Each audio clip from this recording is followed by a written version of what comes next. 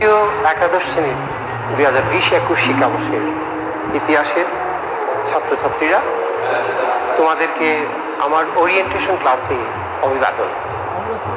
আমরা জানি যে প্যান্ডেমিক সিচুয়েশনের জন্য আমাদের স্বাভাবিক শিক্ষা কার্যক্রম ব্যাহত হচ্ছে। আমরা অনেক আগে থেকেই অনলাইন ক্লাস কার্যক্রম শুরু করেছি, দ্বাদশ শ্রেণী এবং অনার্স। সারা পৃথিবীতে এই প্যান্ডেমিকের জন্য প্রায় 10 লক্ষর উপরে মানুষ মারা গিয়েছে। আমাদের বাংলাদেশেও অনেক জ্ঞানী গুণী মানুষ, অনেক মানুষ, আমাদের প্রিয়জন আমরা হারিয়েছি। আমরা তাদের জন্য সমবেদনা জ্ঞাপন করি এবং মুসলিম হিসাবে আল্লাহ ওনাদেরকে ব্যস্ত নসিব করুন। জানি না এই কয়দিন এই সিচুয়েশনটা থাকবে, একটা প্যানিক সিচুয়েশন ক্রিয়েট করেছে। এর মধ্যেই আমাদের বাস্তবতা, এর মধ্যেই আমাদেরকে চলতে হবে। তো তোমরা গত পরশুদিন তোমাদের ওরিয়েন্টেশন হয়েছে, গতকাল তোমাদের প্রথম শ্রেণী কার্যক্রম শুরু হয়েছে, আজকে দ্বিতীয় দিন এবং ইতিহাসের প্রথম ক্লাস। তো ইতিহাসের বিগত ইয়ারগুলোতে দেখেছি স্টুডেন্ট আসলে 40-50 জন, হয়তো ক্লাসে 20-25 জন থাকো তোমরা। 16টা সাবজেক্টের মধ্যে তোমাদের একাদশে ইতিহাস একটু কম স্টুডেন্টরাই নেয়, কিন্তু আরও বেশি নিলে আমাদের জন্য ভালো হয়, ক্লাস ভরপুর থাকে। এখন তো অনলাইনে ক্লাস নিচ্ছি, আল্লাহর কাছে চাই তোমাদেরকে অনলাইন অফলাইনে তোমাদের সাথে দেখা হবে, যে কোনো সময়ে তোমাদের সাথে দেখা হবে। তো আমি সেই ওরিয়েন্টেশন ক্লাস তোমাদের দেখেছি, আমি সেদিন ছিলাম না, দেখেছি সেই ক্লাসে দেখেছি অনেকে কিন্তু টিচারদের সম্পর্কে খুব ব্যাড রিমার্কস করেছে। এখানে যারা শিক্ষক হিসাবে আছেন, তোমাদের বাবা মা তুল্য, পিতৃতুল্য, মাতৃতুল্য, তোমরা এই কথাটা মনে রাখবা। আসলে পৃথিবীতে কেউ কাউকে শিক্ষা দিতে পারে না। শিক্ষাটা হচ্ছে এমন একটা বিষয় যে মানুষ, যে প্রথম শিক্ষাটা তোমাদের বাবা মা, সন্তান, তোমরা বাবা মা তোমাদেরকে প্রথম টিচার, তারপর হচ্ছে প্রাথমিকের শিক্ষকরা, তারপর স্কুল। আমরা তোমাদেরকে অনেক একটা টিনেজ ম্যাচিউর অবস্থায় পাই। তোমরা এই জিনিসগুলো করবা না, কখনো করবা না, কারণ শিক্ষক মানে একজন আলোক বর্তিকা। এবং তোমরা এই জিনিসটা মনে রাখবা, তোমরা কে কোত্থেকে পাশ করেছো সেটা আমার জানার বিষয় নয়, কিন্তু এই কলেজে যারা শিক্ষক হিসাবে আছেন, আমার সিনিয়র স্যাররা, আমার জুনিয়র সহকর্মীবৃন্দ, সবাই খুবই বিজ্ঞ, প্রাজ্ঞ, অভিজ্ঞ। তারা কিন্তু বিসিএস পরীক্ষা দিয়ে এই সরকারি কলেজে নিয়োগপ্রাপ্ত হয়েছেন এবং তাদের অভিজ্ঞতা, জ্ঞান অপরিসীম। এবং তারা, আমি আমার জানা মতে তারা অনেকেই খুব ভালো মেরিট পজিশনে খুব প্রথম দিকে ছিলেন এবং অন্যান্য চাকরি ছেড়ে, লোভনীয় চাকরি ছেড়ে তারা শিক্ষকতা এই মহান পেশায় এসেছেন। এই মহান পেশা আমাদেরকে মহিয়ান করুক এবং সেই সাথে তোমরা শুধুমাত্র শিক্ষায় শিক্ষিত হয়ে আলোকিত মানুষ হবে। আমি তোমাদের ক্লাসের শুরুতেই যা বলবো, তোমাদেরকে যেটা বলবো সেটা হচ্ছে একজন ভালো মানুষ হওয়া। একজন ইতিহাসের ছাত্র হিসাবে আমি বলবো তোমাদেরকে একজন মানবিক, গুণসম্পন্ন, চেতনা সম্পন্ন মানুষ হওয়া তোমাদের সবাইকে দরকার। আমরা জানি সক্রেটিস একটা কথা বলেছেন, নো থাইসেলফ, নিজেকে জান। নিজেকে জানার মধ্যে যে অপার আনন্দ, সেই বিষয়টা তোমাদেরকে বুঝতে হবে। অর্থাৎ নিজের পরিসর, নিজের অ্যাটমসফিয়ারে নিজেকে আবিষ্কার করতে হবে, যেখানে আমরা নিজেকে গড়ে তুলব একজন সুনাগরিক হিসাবে, একজন মানবিক বোধ সম্পন্ন মানুষ হিসাবে, যাতে আমরা পরের উপকারার্থে ঝাঁপিয়ে পড়তে পারি। শিক্ষায় মানুষকে আলোকিত করবে, সেই অর্থে একজন মানবিক মানুষ হওয়া। যাক, আমি তোমাদের পাঠে চলে যাচ্ছি। তো পাঠে যাওয়ার আগে তোমাদের যেহেতু ইতিহাস, তোমাদের একাদশ এবং দ্বাদশ দুটো কোর্স। একাদশে তোমাদের প্রথম বর্ষ আগে পড়ানো হতো, এখন একাদশ প্রথম এবং দ্বিতীয় পত্র একসাথে পড়ানো হয়। তোমাদের কোর্সের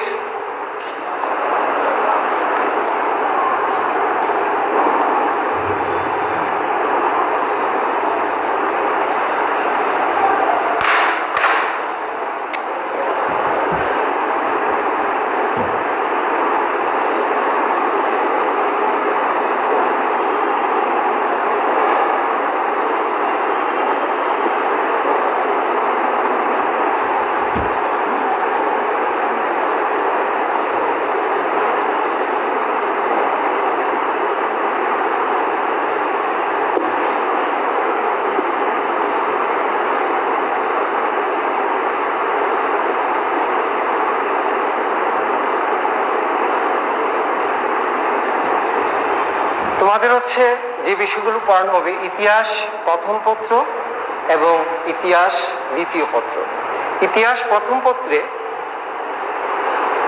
বাংলাদেশ সহ আমাদের ভারতীয় উপমহাদেশের ইতিহাস 1757 থেকে 1971। ইতিহাস দ্বিতীয় পত্রে আধুনিক বিশ্বের ইতিহাস,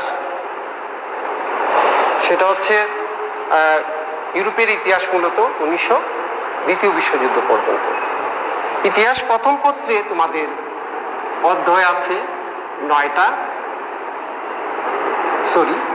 ইতিহাস প্রথম পত্রে 8টা অধ্যায়, আর ইতিহাস দ্বিতীয় পত্রে 9টা অধ্যায়।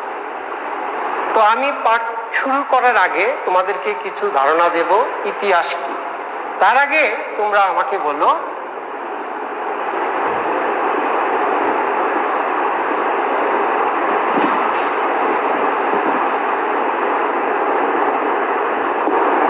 তোমরা কি দেখতে পাচ্ছ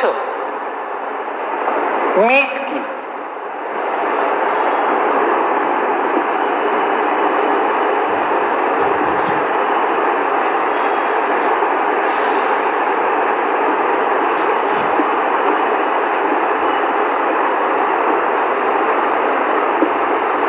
মিথ কি ইতিহাস? ধরো এক রাজ্যে এক গরিব মহিলা বাস করত। তার একটা ফুটফুটে মেয়ে ছিল। এই মেয়েটা আস্তে আস্তে বড় হলো, বিয়ের বয়স হলো তার। তো মেয়েটা, তার একটা অভিলাষ ছিল, তার বিয়ের কথাবার্তা চললো এবং বিয়ের আয়োজন হলো। তখন তার মায়ের কাছে, তার ভবানী মায়ের কাছে একটা আবদার করলো যে, মা, আমার বিয়েতে দেশের রাজকন্যাকে নিমন্ত্রণ করতে হবে। তো মহিলা দিন আনে দিন খায়। সে চিন্তা করলো, আমি কিভাবে ওই বিষয়টা সম্ভব করব যে এই দেশের রাজকন্যা, অনেক প্রতাপশালী রাজা, তার মেয়েকে নিমন্ত্রণ করলে সে যদি না আসে, এবং আসবেই বা কেন, আমি তো গরিব মানুষ, বিষয়টা এমন। তো দুরু দুরু বকে একদিন সে রাজপ্রাসাদে গেল, রাজাকে বলল, এবং রাজা শুনলেন, রাজকন্যার সাথে সাক্ষাতের ব্যবস্থা করলেন। তো রাজকন্যা বলল, তোমার মেয়ের বিয়েতে আমি উপস্থিত থাকতে পারবো যদি আমাকে সোনার থালাবাটিতে খাবার পরিবেশন করা হয়। কি বলল? সোনার থালাবাটিতে খাবার পরিবেশন করা হয়। তো মহিলা তো আসলে খুব আপসেট হয়ে গেল। সে এই অবস্থায় কান্না করতে করতে একটা জলাশয়ের তীরে এসে কান্না করতে লাগলো। হায়, আমার মেয়ের বিয়ে, আমি দেশের রাজকন্যা, সে আবদার করেছিল এই দেশের রাজকন্যাকে সে নিমন্ত্রণ করবে, আসবে, তাহলে সে খুব খুশি হবে, আনন্দিত হবে। কিন্তু তার বিয়েতে তো রাজকন্যা থাকবে না। আমি কোত্থেকে, গরিব মানুষ, সোনার থালাবাটি কোত্থেকে ম্যানেজ করব? যখন সে কান্না করতে লাগলো, তখন জলাশয় থেকে একজন জলপরী বা পরী বা মৎস্যকন্যা উঠলো লাঠি নিয়ে, একটা সোনার কাঠি নিয়ে। সে বললো, ওহে বৎস, তুমি কান্না করো কেন? বললো, আমি কান্না করি, আমার মেয়ের বিয়ে, আমি গরিব মানুষ, এই দেশের রাজকন্যাকে আমি নিমন্ত্রণ করেছিলাম, রাজকন্যা রাজি হয়েছে এই বিয়েতে আসার জন্য, কিন্তু তার যে কন্ডিশন, যে শর্ত, সে বলল যে সোনার থালাবাটি লাগবে, তাহলে সে বিয়েতে পার্টিসিপেশন করবে, উপস্থিত থাকবে। তাহলে বললো, এটা কোনো বিষয়ই না, আমি কি তোমাকে এক্ষুনি সোনার থালাবাটি দিচ্ছি, তুমি তোমার মেয়ের বিয়ে শেষ করে সন্ধ্যার সময় আবার এই জলাশয়ে গাছের নিচে এসে রাখবা, আমি নিয়ে যাব। তো সে লাঠি এভাবে ঘুরালো, অনেক সোনার থালাবাটি আসলো। এই মহিলা খুশি হয়ে নাচতে নাচতে বাড়ির দিকে রওনা দিল। যথাসময়ে তার মেয়ের বিয়ে হলো এবং সুন্দরভাবে রাজকন্যাও আসলো, সমস্ত কিছুই খুব ভালোভাবে শেষ হলো। এখন ফেস টু ফেস টাচ থাকলে তোমাদেরকে এই বিষয়টা জিজ্ঞেস করতাম, আমি যে গল্পটা বলেছি সেটা কি ইতিহাস? তোমরা আমার মতোই বলবে, লজিক্যালি বলবে, দিস ইজ নট হিস্ট্রি, এটা ইতিহাস নয়, এটা হচ্ছে মিথ। তাহলে ইতিহাস কি? তাহলে ইতিহাস কি?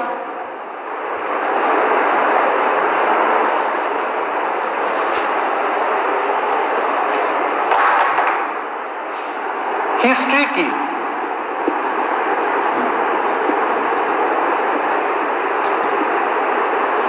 ইতিহাস হচ্ছে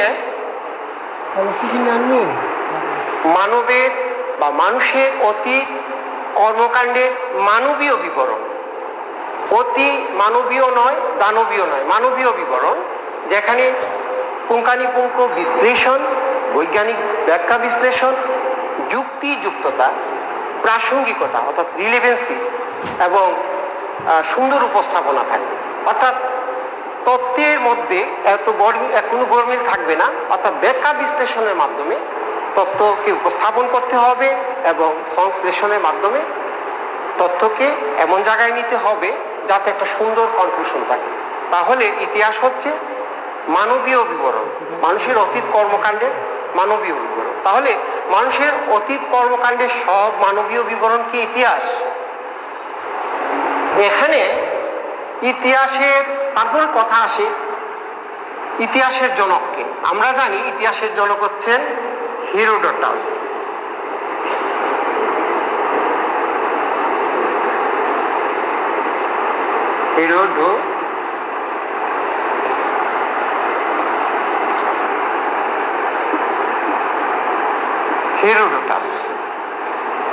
হেরোডোটাস ইতিহাসের জনক।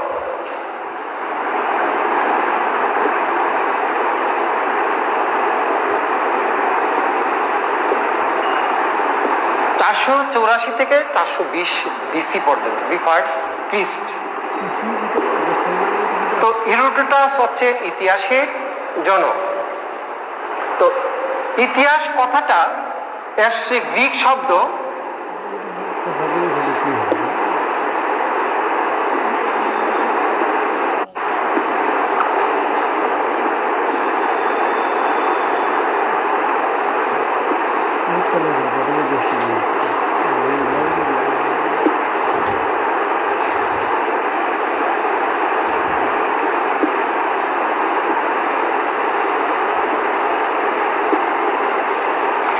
ইতিহাস কথাটি এসেছে গ্রিক শব্দ হিস্টোরি থেকে, অর্থাৎ গবেষণা করা, রিসার্চ।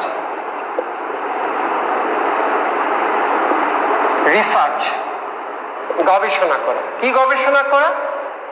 যে কোনো বিষয়ে ইতিহাস রচনা করতে গেলে আমাদের উৎস এবং ডকুমেন্টসগুলোকে যুক্তিযুক্ত প্রাসঙ্গিকতা আছে কিনা তা গবেষণা করা। তাহলে হিস্ট্রি শব্দটি এসেছে গ্রিক শব্দ হিস্টোরি থেকে। বাংলা হচ্ছে ইথিও বা ঐতিহ্য। এখন ইতিহাস বিষয়ে বা ইতিহাস বিষয়ে গবেষণাটা কেমন করে হবে? ধরো গবেষণা শব্দটি তোমরা হয়তো পরিচিত, গবেষণা শব্দটি তোমরা পরিচিত, মানে গবেষণা, রিসার্চ। একটা স্রোতযুক্ত একটি নদীতে একটা গরুকে খুঁজে আনা যতটুকু কষ্টকর, গবেষণা করা, প্রকৃত গবেষণা করা সেই রকম কষ্টকর। অর্থাৎ নদী থেকে গরু খোঁজা যে অর্থে কষ্টকর রাখাল বালকের জন্য, প্রকৃত ইতিহাস বা ইতিহাস রচনা করতে গেলে সেই ধরনের রিসার্চ কর্ম হচ্ছে অনেক হারকিলিয়ান টাস্ক, অর্থাৎ কষ্টসাধ্য। এটাকে আমাদের মেনটেন করতে হয়, তারপর ইতিহাসের যুক্তিযুক্ততা, প্রাসঙ্গিকতা আসে। ইতিহাস সম্পর্কে বিখ্যাত ইংরেজ দার্শনিক, প্রত্নতাত্ত্বিক এবং ঐতিহাসিক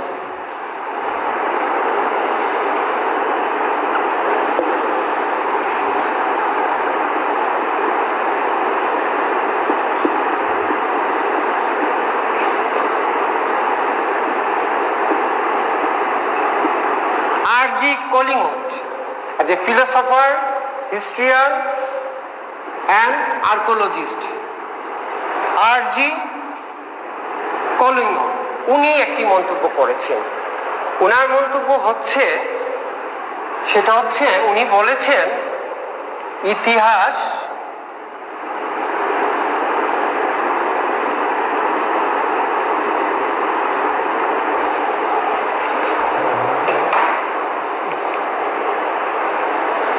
হচ্ছে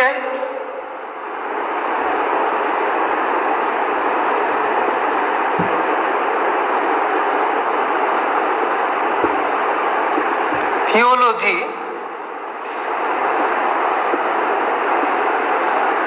ধর্মতত্ত্ব বা ঈশ্বর তত্ত্ব যাই বলো, এবং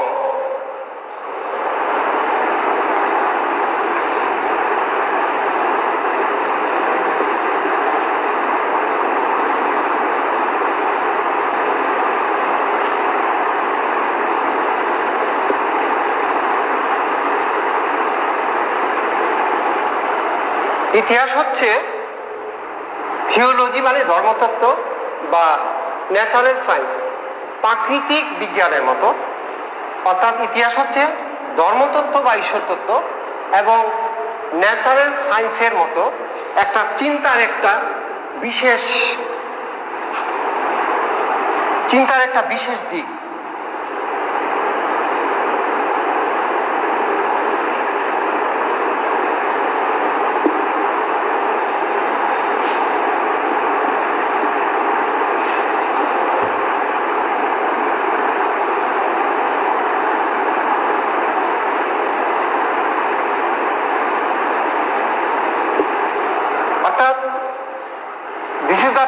ইন্ডিপেন্ডেন্ট ওয়ে আমি বলবো, অর্থাৎ তৃতীয় একটা ঈশ্বরতত্ত্ব এবং ন্যাচারাল প্রাকৃতিক বিজ্ঞানের মতো ইতিহাস হচ্ছে একটা স্পেশাল ফর্ম অফ থট, অর্থাৎ চিন্তার জগতে একটা আলোড়ন তোলার মতো একটা দিক।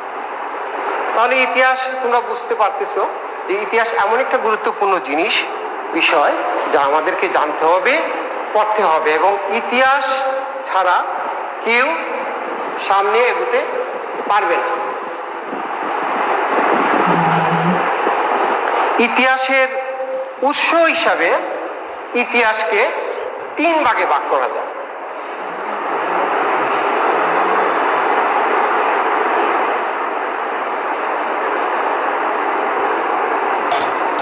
নাম্বার 1,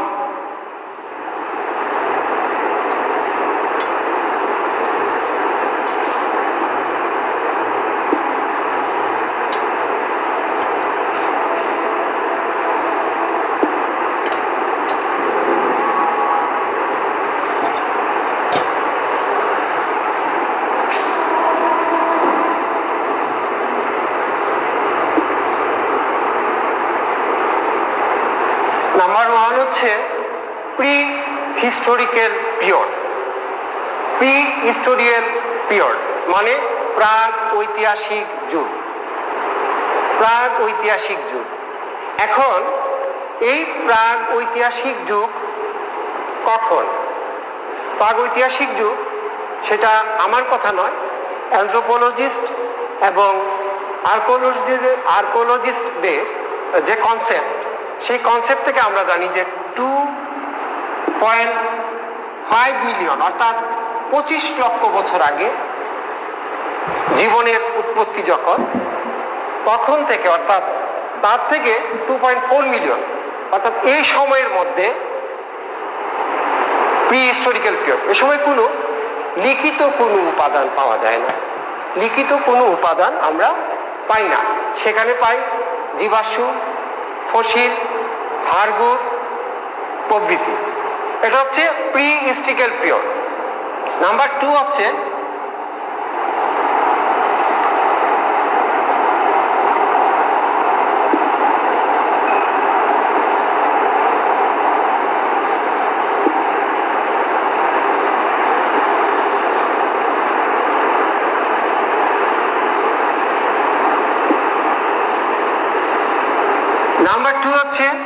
হিস্টোরিক্যাল পিরিয়ড অর্থাৎ ঐতিহাসিক যুগ। ঐতিহাসিক যুগটা হচ্ছে যে যুগে ইতিহাসের লিখিত এবং অলিখিত উপাদান পাওয়া যায়। বিশেষ করে মিশরের হাইরোগ্লিফিক বর্ণমালা আবিষ্কার থেকে 10,000 বছর পর্যন্ত যে যুগটা, সেটা হচ্ছে হিস্টোরিক্যাল পিরিয়ড। এবং সেই সময়ের লিখিত অলিখিত উপাদানের মধ্যে দলিল, দস্তাবেজ, তারপর হচ্ছে সন্ধি, চুক্তিপত্র সব কিছুই আছে। নাম্বার 3,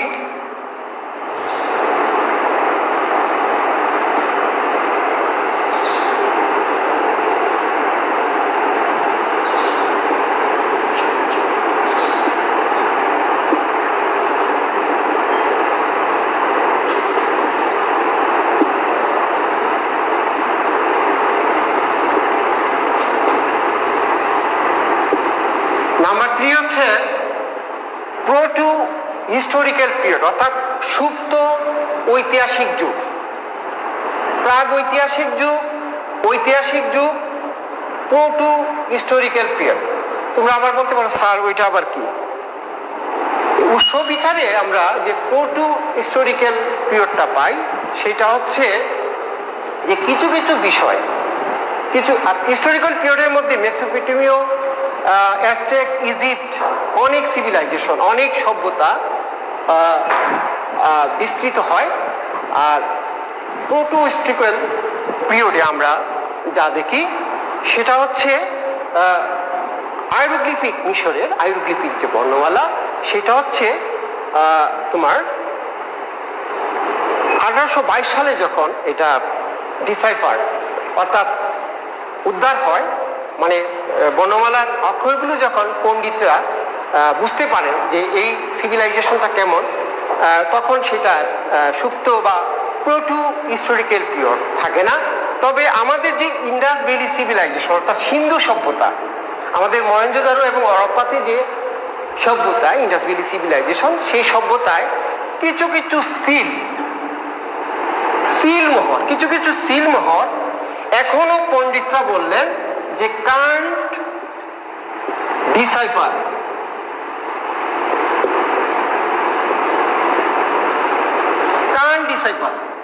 অর্থাৎ পাঠোদ্ধার করা সম্ভব নয়। তোমরা খাতার মধ্যে অনেক সময় লিখো যে হিজিবিজি করে লিখো, তো স্যাররা তো পাজল হয়ে যান, কি লিখেছ, এগুলো পড়া যায় না। তখন এগুলো আমাদের লেখা থাকে কান্ট ডিসাইফার, অর্থাৎ বিশ্ববিদ্যালয় হলে স্যাররা তাই বলে দেবে, লিখে ফেলেন কান্ট ডিসাইফার, পাঠোদ্ধার করা সম্ভব নয় আমার পক্ষে। I am quite impossible to decipher, আমার এই তোমাদের এই অক্ষরগুলো জানা অসম্ভব, এগুলো লিখে দেন, অর্থাৎ ইজিবিজি লেখা, স্পষ্ট লেখা হবে না। ঠিক সিলগুলো আরও লেখা অস্পষ্ট না, কিন্তু এইগুলো বোঝার মতো বিদগ্ধ পণ্ডিতরা এখন গবেষণা করছেন এবং তাদের নিরস প্রচেষ্টায় এটা সম্ভব হবে, এটা খুবই সম্ভব, ওনারা পারবেন। তাহলে উৎসর বিচারে হিস্ট্রি হচ্ছে pre historical period, historical period এবং প্রোটো হিস্ট্রিক্যাল পিরিয়ড। এবং ক্রনোলজির দিকে থাকালে আমরা দেখব ক্রনোলজি এবং বৈশিষ্ট্য। ক্রনোলজি অর্থাৎ সময়, কালক্রম। ক্রনোলজি CHRONOLOGY,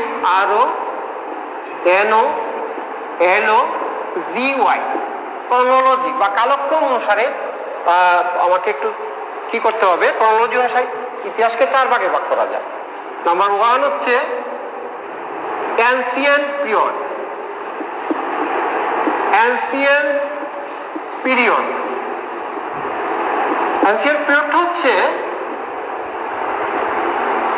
শুরু থেকে 476 খ্রিস্টাব্দ পর্যন্ত। কেন 476 খ্রিস্টাব্দ? এখন তোমরা পড়লে আস্তে আস্তে সভ্যতার ইতিহাসটা পড়লে তোমরা দেখবা, সেকেন্ড পার্টটা জানতে পারবা। 476 খ্রিস্টাব্দে হচ্ছে রোমান, পশ্চিম রোমান সাম্রাজ্য জার্মান কর্তৃক, বর্বর জার্মান কর্তৃক আক্রান্ত হয়। তখন যে অবস্থাটা ছিল সেটা হচ্ছে অ্যানসিয়েন্ট পিরিয়ড। এটা ঐতিহাসিকরা ভাগ করেছে ক্রনোলজি অনুযায়ী। নাম্বার 2 আছে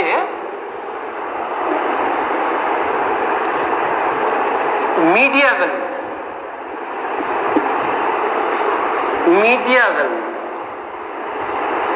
পিরিয়ড। মিডিয়াভেল পিরিয়ড ইতিহাসের মধ্যযুগ। ইতিহাসের মধ্যযুগটা হচ্ছে মজার একটা সময়, খুব ইন্টারেস্টিং। সেটা হচ্ছে 400, আমি আর লিখলাম না, বলে ফেলি, 476 খ্রিস্টাব্দ থেকে 1453। 476 হচ্ছে মিডিয়েভাল পিরিয়ডটা, হচ্ছে 476 থেকে 1453। 1453 হচ্ছে যখন অটোমান তুর্কিরা রোমানদেরকে সরিয়ে দিয়ে তারা কনস্টান্টিনোপল দখল করে। তখন এখানকার অনেক পণ্ডিতরা, যারা এনসিয়েন্ট পিরিয়ডে অনেক জ্ঞানের চর্চা করতেন, মানবতাবাদের চর্চা করতেন, তারা ইতালিতে চলে যান। এই যুগে আমরা দেখবো যে ধর্ম নিয়ে, অর্থাৎ মানুষের যে ইহলৌকিক চিন্তা বা ইহলৌকিক চিন্তার চেয়ে তারা সিলেস্টিয়াল মোটিভ অর্থাৎ পারলৌকিক চিন্তার দিকে বেশি ধাবিত হয়, অর্থাৎ পরকালের চিন্তা। পেপাসি, কূপতন্ত্র, ইন্ডালজেন্স, তারপর হচ্ছে বেহেশতের সার্টিফিকেট বিক্রি করা, এই ধরনের কাজ খ্রিস্টান জগতে দেখা যায়। এইটা হচ্ছে মিডিয়েভাল পিরিয়ড। তারপর হচ্ছে নাম্বার 3 হচ্ছে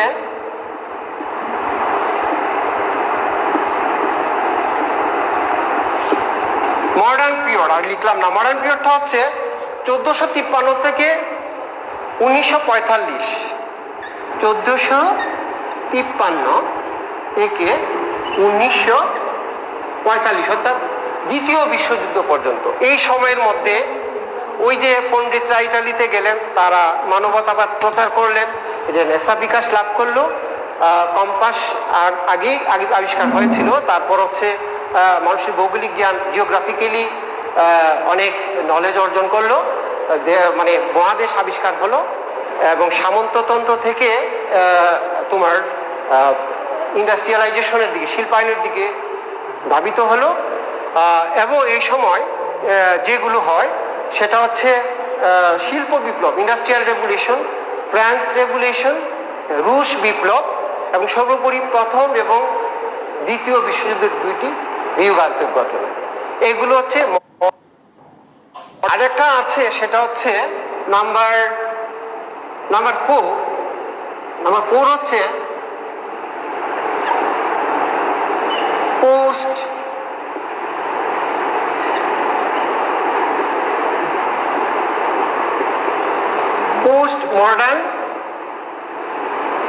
পোস্ট মডার্ন পিরিয়ড। এই সময়টা হচ্ছে এমন একটা সময় যখন রাশিয়ার নভোচারী ইউরি গ্যাগারিন চাঁদে গেলেন 1969 সালে, নীল আর্মস্ট্রং, কলিন্স, তারা চাঁদে পরিভ্রমণ করলেন। আর ইউরি গ্যাগারিন উনি আকাশে বিচরণ করলেন। আর 1969 সালে হচ্ছে চাঁদে কলিন্স, ওল্ডিন, ওরা খেয়াজান নিয়ে, যে কলম্বিয়া নিয়ে ওনারা চাঁদে অবস্থান করলেন। তো এইগুলো হচ্ছে ইতিহাসেরই একটা অংশ, হয়তো ইতিহাসের অংশ, কারণ একসময় এগুলাই মানুষের নবনব আবিষ্কার হবে। তবে ইতিহাস কথা বলতে গেলে এই পিরিয়ডগুলো তোমাদেরকে একটু বুঝতে হবে, ইতিহাসের জন্য তাও বুঝতে হবে। এবং আমরা এখন চলে যাব যে আমাদের পাঠে চলে যাব, সেটা হচ্ছে প্রথমত আমরা আলোচনা করব যে ইতিহাসের উপাদান কয়টি। আমি আর লিখলাম না। ইতিহাসের উপাদান হচ্ছে লিখিত এবং অলিখিত। লিখিত উপাদানগুলোর মধ্যে রাজাদের পড়েন, এখানে একটা সমৃদ্ধ সভ্যতা ছিল। এছাড়া করতোয়া নদীর তীরে পুণ্ডনগরে একসময় মহাস্থানগড় আমাদের রাজধানী ছিল। অস্টিকের পুণ্ডবংশীয়রা সেখানে বসবাস করত। তাহলে আমরা দেখব আমাদের যে হেরিটেজ, আমরা অনেক সমৃদ্ধ। তো ইতিহাসের আখর এগুলি। এখন ইতিহাস প্রথম পত্রে তোমাদের এবং ইতিহাস দ্বিতীয় পত্রে আমি বললাম যে এখানে চ্যাপ্টার হচ্ছে 8টা, এখানে হচ্ছে 9টা। ইতিহাস প্রথম পত্রে আছে যে ইউরোপিয়ানদের আগমন এবং ইংরেজদের আধিপত্য। দেখো, ইউরোপিয়ানরা আসে এবং ইংরেজদের আধিপত্য, এই কথাগুলো লেখা আছে। সেমটা এখানে প্রথম অধ্যায়ে আছে, যে হচ্ছে প্রথম অধ্যায়ে আছে কি আছে, হচ্ছে শিল্প বিপ্লব। তো কলোনিয়াল এক্সপানশন, যেটা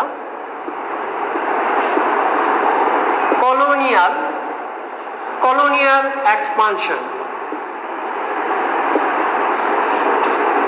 কলোনিয়াল এক্সপানশনটা কখন ঘটে? যখন জে.ও. অবসেন তার ইম্পেরিয়ালিজম স্টাডি গ্রন্থে বলেছেন, যখন অর্থনীতি বিকশিত হয় তখন কিন্তু কলোনি বিস্তার হয়। এই ভারতীয় উপমহাদেশ আমরা আমাদের এখানে উপনিবেশ স্থাপন করেছে কারা? ইউরোপিয়ানরা। তারা কিন্তু তাদের যে একটা যুগ সামন্ততন্ত্রের পতন হয়, তাদের মেনরতন্ত্র, সামন্ততন্ত্র অর্থাৎ জমিদারি সিস্টেম, এগুলো ভেঙে তারা আমাদের চেয়ে আগে ইন্ডাস্ট্রিয়াল রিভলিউশনে যায় এবং তাদের অর্থনীতি বিকাশমান হয়। সেই বিকাশমান অর্থনীতি কাঁচামাল সংগ্রহের জন্য তারা নতুন নতুন বাজার খুঁজে। সেই কারণে তারা আমাদের ভারতীয় উপমহাদেশের সাথে সাথে তারা দেখা যাচ্ছে যে আফ্রিকাতে উপনিবেশ স্থাপন করে, অস্ট্রেলিয়াতে, আমেরিকাতে। কোথাও কোনো সুখকর ঘটনা ঘটেনি, সব জায়গায় দুর্ভাগ্যজনক ইতিহাস রচিত হয়। তো আমাদের এখানে প্রথমে যে ভদ্রলোক আসেন সেটা হচ্ছে ভাস্কো দা গামা। 1498 খ্রিস্টাব্দের 22 মে, কারোর মধ্যে 27 মে তিনি কালিকটে আসেন। উৎমাশা অন্তরীপ হয়। উৎমাশা অন্তরীপ হচ্ছে আফ্রিকার মানচিত্র আঁকলে ওই একদম ওইখানে খুব ঝঞ্ঝা বিক্ষুব্ধ অঞ্চল, ওইখানে নৌকা ডুবে যায়, জাহাজ ডুবে যায়। তো ইতিহাসের সাথে আমাদের ভৌগোলিক জ্ঞান খুব দরকার। আফ্রিকার ম্যাপটা দরকার, সেই ম্যাপের সাথে কোথায় গৌরব তোমাদেরকে জানানো দরকার। এবং কালিকট বন্দরে ভাস্কো দা গামা আসেন, সেই বিষয়টাও তোমাদের। তো ভাস্কো দা গামা আসার পর আলবুরকার আরও অনেকে আসেন। তারপর ডিনেমাররা আসে, ডাচরা আসে। ডাচ হচ্ছে উলন্দাজ, নেদারল্যান্ড। আর ডিনেমার হচ্ছে ডেনমার্ক, ফ্রান্সের ওরা আসে। এবং সবাই এখানে যে একটা কোম্পানি গঠন করে সেটা হচ্ছে ইস্ট ইন্ডিয়া কোম্পানি। এবং তোমরা যে জিনিসটা মনে রাখবা, এই 5-6টা দেশ যারা উপনিবেশ বিস্তার করতে এখানে আসে, তাদের যে উপনিবেশের ধারা এবং ইস্ট ইন্ডিয়া কোম্পানি গঠন, একমাত্র ইস্ট ইন্ডিয়া কোম্পানিগুলোর মধ্যে ফ্রান্সের কোম্পানি ছিল সরকারি, আর বাকিগুলো হচ্ছে বেসরকারি বণিক শ্রেণীদের দ্বারা গঠিত। আমরা ইংরেজদের কথা আলোচনা করি। ইংরেজরা 1600 খ্রিস্টাব্দে ইস্ট ইন্ডিয়া কোম্পানি গঠিত হয়। রানী এলিজাবেথ তাদেরকে সনদ দান করে এবং তারা এই অঞ্চলে এসে ব্যবসা বাণিজ্য করে। এবং 1607 খ্রিস্টাব্দে 1608 খ্রিস্টাব্দে হকিন্স মুঘল রাজ দরবারে আসেন। পরে টমাস রু জাহাঙ্গীরের দরবারে হকিন্সও আসেন, টমাস রু আসেন 1615 সালে। এখন আমাদের বিষয়টা হচ্ছে চিন্তার জগতে একটু আলোচনা করতে হবে। সেটা হচ্ছে আমরা কেন এত ইজি অ্যাক্সেস? আমাদের দেশে ওরা আসলো, পট করে বাণিজ্য করে ফেললো। এটা একটা কারণ ছিল। সেই কারণ হচ্ছে, ধরো চীনও তো বাণিজ্য করেছে ওদের সাথে, করে নাই? অবশ্যই করেছে। কিন্তু চীনের একটা কনজারভেটিভনেস ছিল, তারা তাদের দেশে কাউকে অ্যালাউ করে না। কিন্তু আমাদের যে দিল্লি বলো, মুঘল সালতানাত বলো, আমাদের বাংলার নবাবরা বলো, তারা প্রত্যেকেই কিন্তু হয়তো বাংলা নবাবরা একটু চাইছিলেন না, মুর্শিদ কুলি খান বিশেষ করে, ওনার সময়কাল ছিল 1707 থেকে 27, ওনারা তো 4 থেকে 27, ওনারা তো চায় না। কিন্তু দিল্লি পারমিশন দিয়ে দিয়েছে যে সুরাটে এদের একটা কুটি হয়েছে প্রথম। তারপর দেখো মুঘলদের সাথে তাদের 1686 থেকে 90 পর্যন্ত তাদের যুদ্ধ। কাদের যুদ্ধ করতো? পর্তুগাল এবং ইংরেজদের। এদের যুদ্ধ হওয়ার পরেও 1690 সালে দেখা যাচ্ছে যে ইংরেজ জব চার্নককে কলকাতা, সুতানুটি এবং গোবিন্দপুর এই 3টা জায়গায় ইজারা দেওয়া হয়, যেখানে আজকে কলকাতা নগরে পত্তন হয়। সেটা হচ্ছে জব চার্নকের নেতৃত্বে। তাহলে যদি আমাদের দেশে ইজি অ্যাক্সেস বলেই তো তারা আসে, আমরা তাদেরকে আহ্বান করি, অর্থাৎ আমাদের সাথে তাদের একটা খাতির আছে। কি ধরনের খাতির? ব্যবসা বাণিজ্য। কিন্তু চীনের ক্ষেত্রে এটা ঘটে না। চীনের ক্ষেত্রে যে বিষয়টা হচ্ছে, আমরা যদি একটু আলোচনায় যাই, চীনে একটা দ্বীপ আছে ম্যাকাও। ওই ম্যাকাও দ্বীপে ওরা নির্দিষ্ট সময়ে যাবে, যে তারা ব্যবসা বাণিজ্য করবে, আবার চলে যাবে। অর্থাৎ দেশের ব্যাপারে তারা কোনো স্যাক্রিফাইস না। কিন্তু আমাদের এখানে দিল্লির সম্রাটকেই বলো, মুঘল ডাইনেস্টির যিনি রাজা বা নবাবদের, তাদেরকে পেশকাশ নজরানা দিলে তারা একটু মনটা গলে যায়, বা অনেকটা তাদের সাথে ব্যবসা বাণিজ্য করার বা জায়গির দেওয়ার জন্য তাদের কোনো সমস্যা হয় না। কিন্তু এটা একটা সমস্যা হয় দীর্ঘ পরিসরে। আমরা এই যে বণিকের মানদণ্ড রাজদণ্ডে পরিণত হয়। প্রথমত ব্রিটিশ ইস্ট ইন্ডিয়া কোম্পানি, কিন্তু আমরা জানি তারা কিন্তু এই দেশে যতদূর আমার জানা, আরো গবেষণার অনেক বিষয় আছে, সেটা হচ্ছে এই দেশে তারা কিন্তু ব্যবসা বাণিজ্যই করবে, কিন্তু যে রাজ্য স্থাপন করবে এই বিষয়টা তাদের ছিল না, মাথায় ছিল না। কিন্তু এই দেশে এসে দেখলো এই দেশ থেকে তারা কি নিয়ে যায়। আমাদের এরকম মসলিন ছিল, খুবই সুবিখ্যাত মসলিন, সুগন্ধি, হ্যাঁ, তারপর হচ্ছে কাঁচামালগুলো, এগুলো তারা নিয়ে যায়। তাদের দেশের যে কাপড়গুলো আমাদের দেশের তুলনায় অনেক ভালো ছিল না, এগুলো তারা নিয়ে যায়, কাঁচামাল নিয়ে যায়। এবং এই সমস্ত বিশেষ করে মশলা, সুগন্ধি, মসলিন, এগুলোর জন্য তারা খুব লালায়িত ছিল। এবং ইউরোপিয়ানরা এগুলো শুধু আমাদের দেশে না, ইন্দোনেশিয়া, মালয়েশিয়া, শ্রীলঙ্কা এই সমস্ত জায়গা থেকেও কালেক্ট করতো। কিন্তু আমাদের দেশে এসে ওরা এমন ঘাঁটি গাঁড়লো, যেমন 1690 সালে যে ওরা কলকাতা, সুতানুটি, গোবিন্দপুরে অবস্থান করলো। পরবর্তীতে 1698 খ্রিস্টাব্দে দুর্গ গড়ে তুলল। এবং আমি যে এখানে আলোচনা করব, যে এখানে তোমাদের ডিউরেশন আছে 1757 থেকে 1971। 1757 থেকে 1971, এই যে 1757 বলা হয় যে পলাশি যুদ্ধ, battle of Palashi. This is the decisive battle of subcontinent. এটা হচ্ছে একটা নিশ্চয়ক যুদ্ধ, যে যুদ্ধের মাধ্যমে ইংরেজরা এদেশে ক্ষমতা আহরণ করে। পুরোপুরি করে না, পরে ওরা 1773 সালে রেগুলেটিং অ্যাক্ট, পরে পিটসের ইন্ডিয়া অ্যাক্টের মাধ্যমে ঝেঁকে বসে। কিন্তু তারা যে মজা পেয়ে যায়, এই লাভ তারা ছাড়তে চায়নি। এখানে কিছু বিষয় কাজ করে, যেমন 18 শতকের প্রথম দিকে দেখব যে নবাবী শাসনের শুরুতে একটা অভিজাত শ্রেণীর আবির্ভাব ঘটে। ওই শ্রেণীটাই যখন কোম্পানি শাসন শুরু হয়, কোম্পানি শাসন শুরু হওয়ার পর তাদের পতন ঘটে। সেই থেকে কোম্পানি কর্তৃক আরেকটা শ্রেণীর উদ্ভব হয়, যারা নব্য শ্রেণী। এখানে কিছু কিছু বিষয় কাজ করে, যেমন আলফ্রেড লয়েল একজন ব্রিটিশ সিভিলিয়ান, হ্যাঁ, উনি কিছু কথা বলেছেন আমাদের সম্পর্কে, যে ভারতীয়রা রক্ত এবং বর্ণের ভিত্তিতে বিভক্ত। হ্যাঁ, রক্ত এবং বর্ণের ভিত্তিতে বিভক্ত মানে আমাদের দেশে যারা আমাদের মুসলমানদের, এই যে মনে করো মুসলিম আগমন 1712 মোহাম্মদ বিন কাসিম, পরে দাসবংশ, এই যে কুতুবুদ্দিন আইবেক থেকে শুরু হয়ে এই সুলতানি পিরিয়ড, মুঘল ডাইনেস্টি, তারপর হচ্ছে আমাদের বাংলার শাসন, সমস্ত কিছু যারা ক্ষমতায় বা যারা আসছেন বাইরে থেকে, তারা কিন্তু ইরানি, তুরানি বা অভ্যাগত, তারা কিন্তু স্থানীয় নয়। কিন্তু তারা এসে এদেশে যাদের সাথে বন্ধুত্ব করেছেন, উচ্চবর্ণের হিন্দুদের সাথে। দেখবা রাজা টুডরমল, মান সিংহ আকবরের সাথে সখ্যতা ছিল, এবং তাদের নিয়ে, এবং আকবর যে কাজটা করেছেন, ম্যাট্রিমোনিয়াল অ্যালায়েন্স এবং কূটনীতিক জ্ঞান সম্পন্ন ছিলেন, এগুলো তারা করেছেন তাদের সুবিধার জন্য।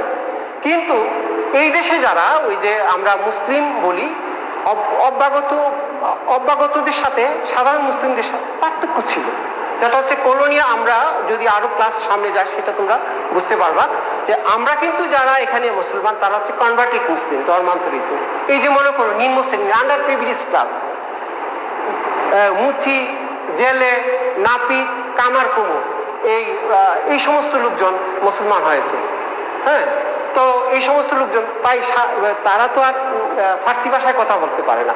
নবাব সিরাজউদ্দৌলা কি বাংলায় কথা বলতে পারতেন? অবশ্যই না, ফার্সি ভাষায় কথা বলতেন। তাহলে এই যে একটা বলয় সৃষ্টি হলো এখানে, দেখো যে 1757 খুব কষ্ট লাগে। তো আলিবর্দী খাঁ যখন নবাব সিরাজউদ্দৌলাকে ক্ষমতায় দিয়ে যান, সেটা হচ্ছে 1757 সালের 12ই এপ্রিল।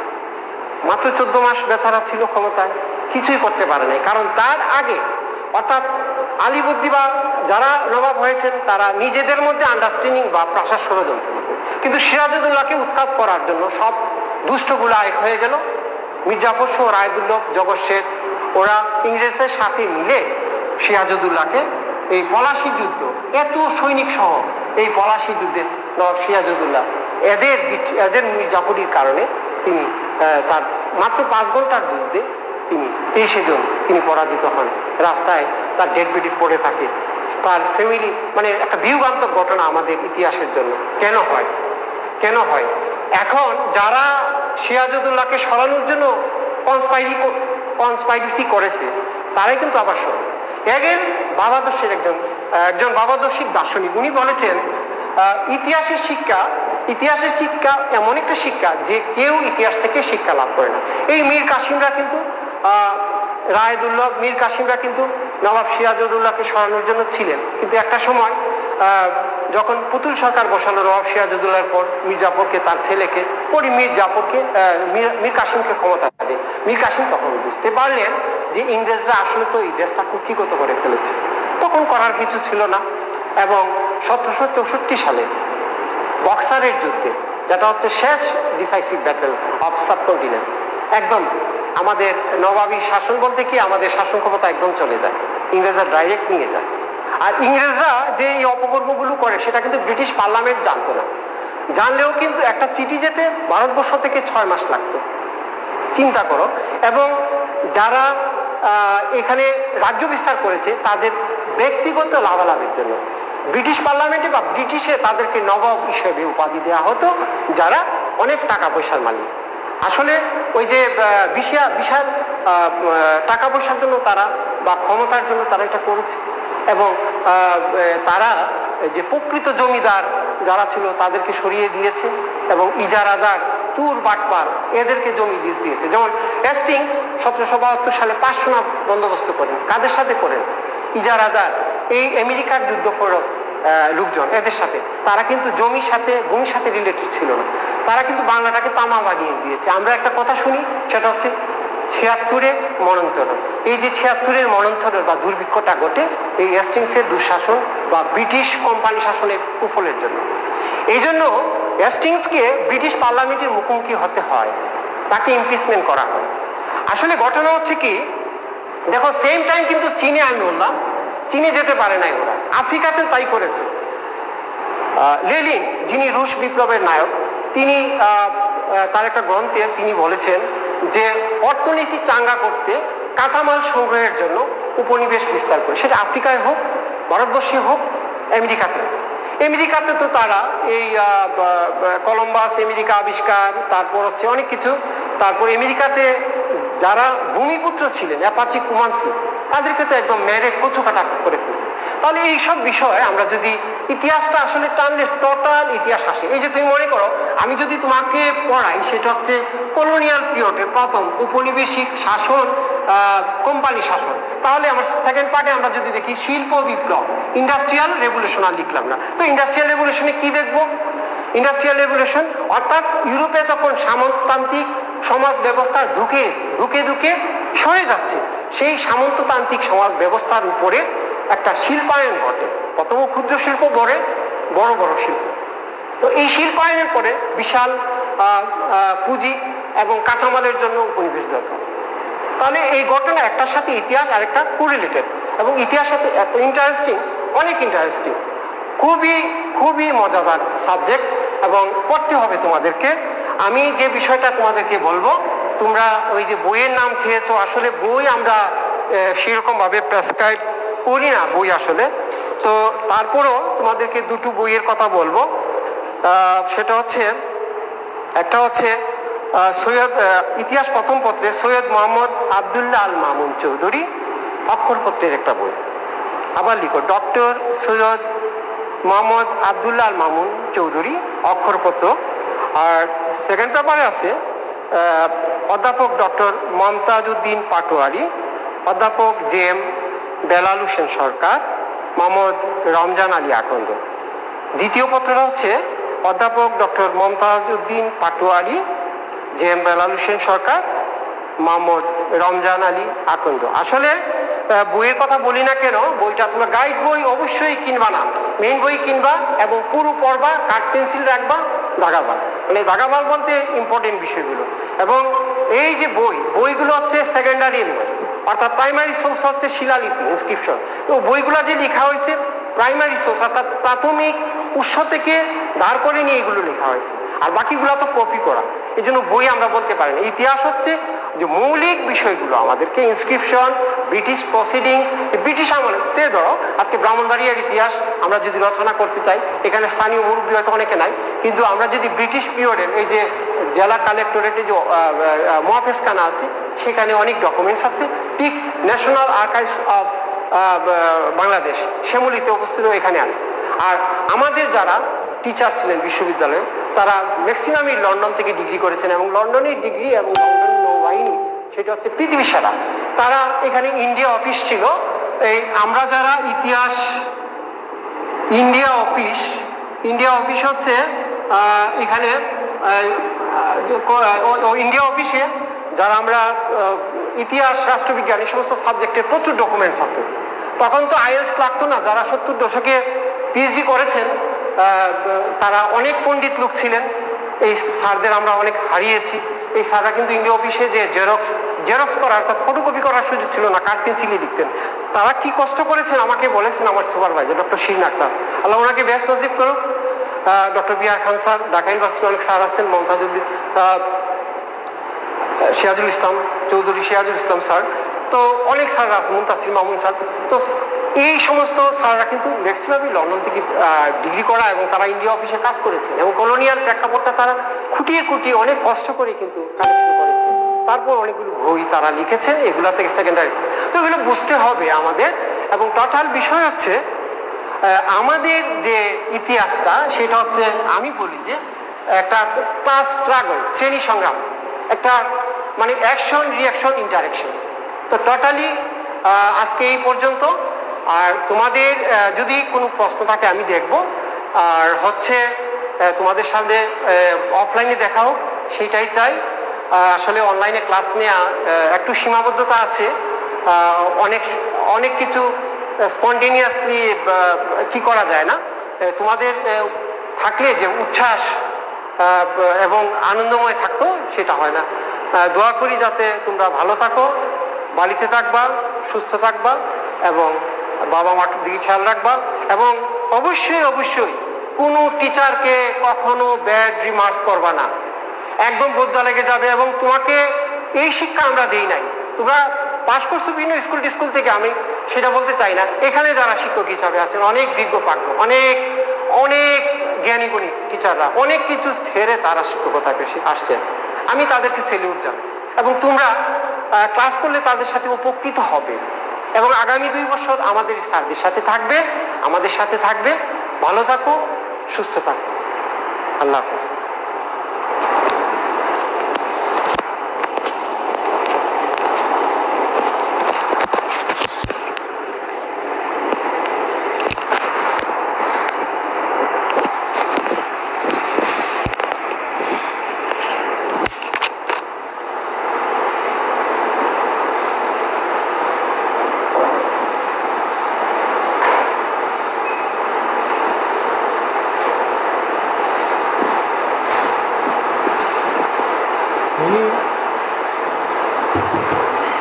একটু দেখুন, একটু অসুবিধা কেউ নাই, শেষ হয়েছে।